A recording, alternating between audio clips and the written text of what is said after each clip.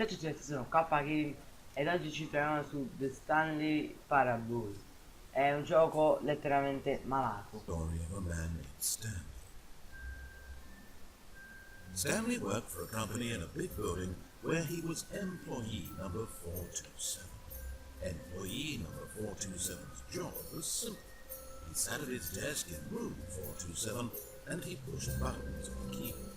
Orders came to him through a monitor on his desk, telling him what buttons to push, how long to push them, and in order. This is what employee 427 did every day, every month, of every year. And although others might have considered it soul-making, Stanley relished every moment that the orders came in, as though he had been made exactly for this job. Stanley was happy. And then one day, something very peculiar happened. Something that would forever change Stanley. Something he would never quite forget. He had been at his desk for nearly an hour when he realized that not one single order had arrived on the monitor for him to follow.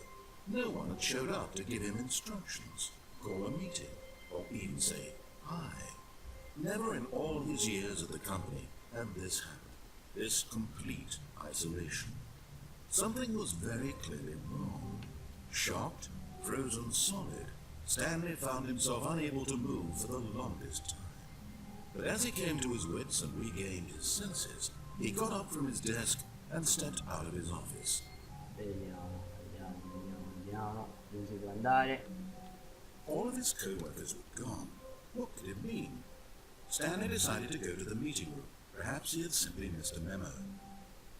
When Stanley came to a set of two open doors, he entered the door on his left. La porta a sinistra, questa. Aspetta, ma io non voglio andare a sinistra, andare a destra. This was not the correct way to the meeting room, and Stanley knew it perfectly well. Perhaps he wanted to stop by the employee lounge first, just to admire it. Ok. Yes, truly a room worth admiring. It had really been worth the detour after all, just to spend a few moments here in this immaculate, beautifully constructed room. Stanley simply stood here, drinking it all in. Che strano. But eager to get back to business, Stanley took the first open door on his left, and so he detoured through the maintenance section, walked straight ahead to the opposite door, and got back on track. Yet there was not a single person here either. Feeling a wave of disbelief, Stanley decided to go up to his boss's office, hoping he might find an answer there. Coming to a staircase, Stanley walked upstairs to his boss's office. L'ufficio del campo, capito?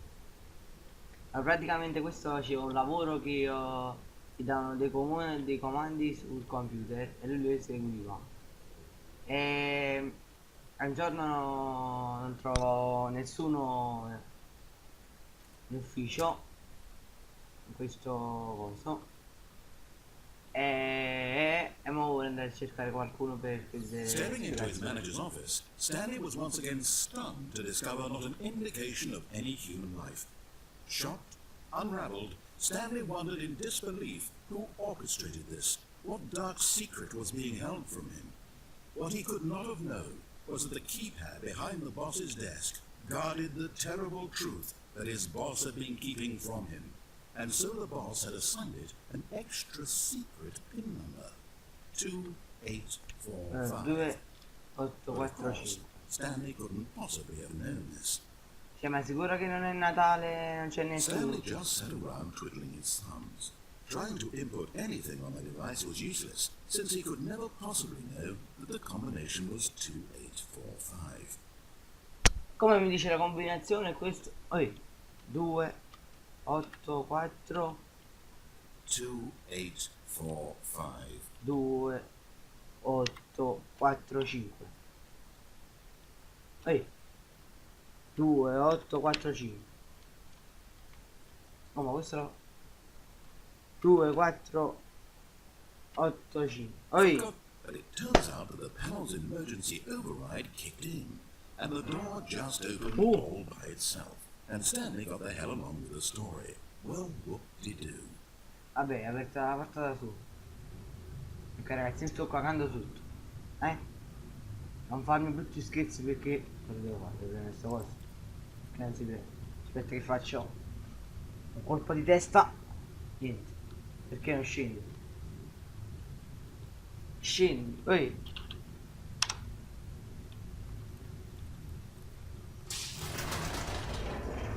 Ma porca miseria.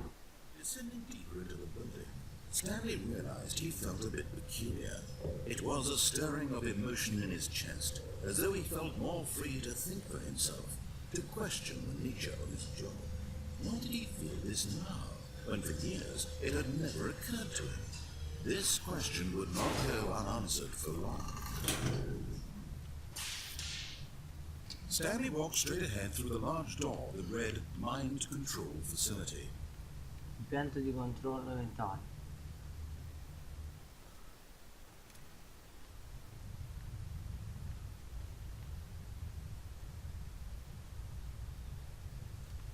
The lights rose on an enormous room packed with television screens. What horrible secret did this place hold? Stanley thought to himself. Did he have the strength to find out?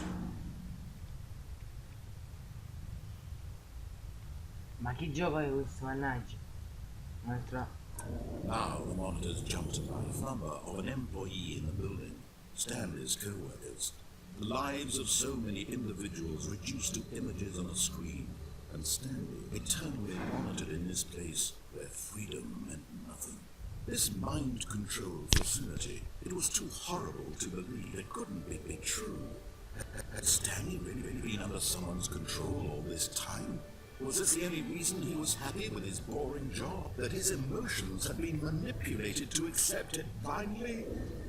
That he couldn't accept it. His own life in someone else's control? Never! It was unthinkable, wasn't it? Was it even possible? Had he truly spent his entire life utterly blind to the world? But here was the proof, the heart of the operation. Controls labeled with emotions, happy or sad or content, walking, eating, working, all of it monitored and commanded from this very place. As the cold reality of his past began to sink in, Stanley decided that this machinery would never again exert its terrible power over another human life, for he would dismantle the controls once and for all. Devo fermare le macchine, come? C'è un altro qua, c'è anche un bottone. Spegni! Spegniti! Spegniti! Spegni! Comunque questo gioco butta un'ansia incredibile. And when at last he found the source of the room's power, he knew it was his duty, his obligation, to put an end to this horrible place and to everything it stood for. Ho fatto. Ok.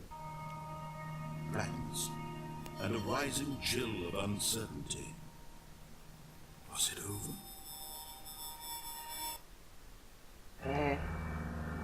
Yes. Oh cazzo. He had won. He had defeated the machine, unshackled himself from someone else's command. Freedom was mere moments away. And yet, even as the immense door slowly opened, Stanley reflected on how many puzzles still lay unsolved. Where had his co-workers gone? How had he been freed from the machine's grasp? What other mysteries did this strange building hold? But as sunlight streamed into the chamber, he realized none of this mattered to him, for it was not knowledge or even power that he had been seeking, but happiness. Perhaps his goal had not been to understand, but to let go. No longer would anyone tell him where to go, what to do, or how to feel. Whatever life he lives, it will be his. And that was all he needed to know. It was perhaps the only thing worth knowing. Stanley stepped through the open door. Cosa sto giocando?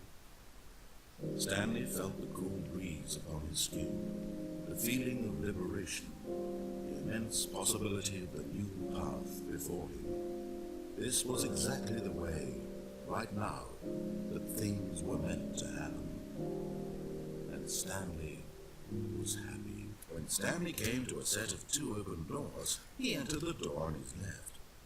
Yet there was not a single person here either. Feeling a wave of disbelief, Stanley decided to go up to his boss's office, hoping he might find an answer there. Coming to a staircase, Stanley walked upstairs to his boss's office. But Stanley just couldn't do it. He considered the possibility of facing his boss, admitting he had left his post during work hours. Quando invece di salire sono sceso. For that. And in such a competitive economy, why had he taken that risk? All because he believed everyone had vanished. His boss would think he was crazy. And then something occurred to Stanley. Maybe, he thought to himself, maybe I am crazy. All of my co-workers blinking mysteriously out of existence in a single moment for no reason at all. None of it made any logical sense. And as Stanley pondered this, he began to make other strange observations.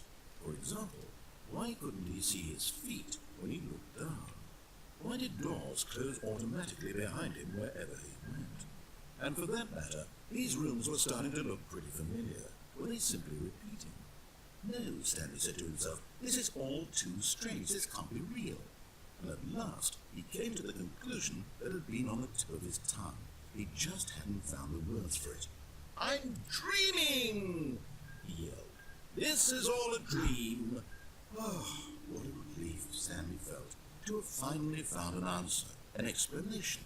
His co-workers weren't actually gone. He wasn't going to lose his job. He wasn't crazy after all. And he thought to himself, I suppose I'll wake up soon. I'll have to go back to my boring real-life job pushing buttons. I may as well enjoy this while I'm still lucid. So, he imagined himself flying and began to gently float above the ground. Then he imagined himself soaring through space on a magical starfield, and it too appeared. It was so much fun, and Stanley marveled that he had still not woken up. How was he remaining so lucid? And then perhaps the strangest question of them all entered Stanley's head. One he was amazed he hadn't asked himself sooner. Why is there a voice in my head dictating everything that I'm doing and thinking? Now the voice was describing itself being considered by Stanley, who found it particularly strange. I'm dreaming about a voice describing me, thinking about how it's describing my thoughts, he thought. And while he thought it all very odd, and wondered if this voice spoke to all people in their dreams, the truth was that, of course, this was not a dream. How could it be? Was Stanley simply deceiving himself, believing that if he's asleep he doesn't have to take responsibility for himself? Stanley is as awake right now as he's ever been in his life. Now hearing the voice speak these words was quite a shock to Stanley. After all, he knew for certain, beyond a doubt, that this was in fact a dream. Did the voice not see him float and make the magical stars just a moment ago? How else would the voice explain all that? This voice was a part of himself too. Surely, if he could just... He would prove it. He would prove that he was in control, that this was a dream. So he closed his eyes gently, and he invited himself to wake up. He felt the cool weight of the blanket on his skin, the press of the mattress on his back, the fresh air of the world outside this one. Let me wake up, he thought to himself. I'm through with this dream. I wish it to be over. Let me go back to my job. Let me continue pushing the buttons. Please, it's all I want. I want my apartment, and my wife, and my job. All I want is my life exactly the way it's always been. My life is normal. I am normal. Everything will be fine. I am okay. Wow. Bel discorso. Stanley began screaming. Please, someone, wake me up. My name is Stanley. I have a boss. I have an office. I am real. Please, just someone tell me I am real. I must be real. I must be. Can anyone hear my voice? Who am I? Who am I? And everything went black of a woman named Mariella. Mariella woke up on a day like any other. She arose, got dressed, gathered her belongings, and walked to her place of work. But on this particular day, her walk was interrupted by the body of a man who had stumbled through town talking and screaming to himself, and then collapsed dead on the sidewalk. And although she would soon turn to go call for an ambulance, for just a few brief moments she considered the strange man. He was obviously crazy, this much she knew. Everyone knows what crazy people look like. And in that moment she thought to herself how lucky she was to be normal. I am sane. I am in control of my mind. I know what is real and what isn't. It was comforting to think this, and in a certain way, seeing this man made her feel better. But then she remembered the meeting she had scheduled for that day, the very important people whose impressions of her would affect her career, and by extension, the rest of her life. She had no time for this moment that she stood there, staring down at the body. And then she turned and ran. Ragazzi, bellissimo. Vabbè, se il video vi piace lasciate un bel mi piace, iscrivetevi, commentate e condividete. Ci vediamo al prossimo video. Ciao ragazzi.